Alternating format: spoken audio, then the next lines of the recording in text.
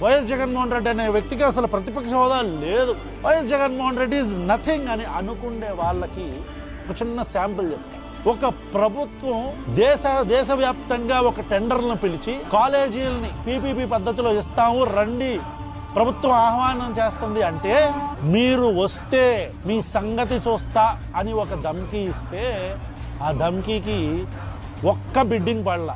ఎవరైనా టెండర్లలో పార్టిసిపేట్ చేయండి, ఎవరైనా రాండి అని ప్రతి ఒక్కరికి వార్నింగ్ ఇస్తాం. రేపు పొద్దున మేము వచ్చిన తర్వాత రద్దు చేస్తాం, మళ్ళీ వెనక్కి తీసుకుంటాం. ఇది మాత్రం ఖచ్చితంగా అందరూ గుర్తుపెట్టుకుంటాం. ఈ దేశంలో ఎన్ని లక్షల మంది కాంట్రాక్టర్లు ఉంటారు, ఎన్ని కోట్ల మంది సబ్ కాంట్రాక్టర్లు ఉంటారు, ఎంతమంది చోటమోటా కాంట్రాక్టర్లు ఉంటారు, ఒక్కడంటే ఒక్కడు రాల. ఇది కేవలం మీకు జగన్మోహన్ రెడ్డి అనే వ్యక్తి అంటే ఏంటో తెలియటం కోసం మాత్రమే. వైఎస్ జగన్మోహన్ రెడ్డి అనే వ్యక్తికి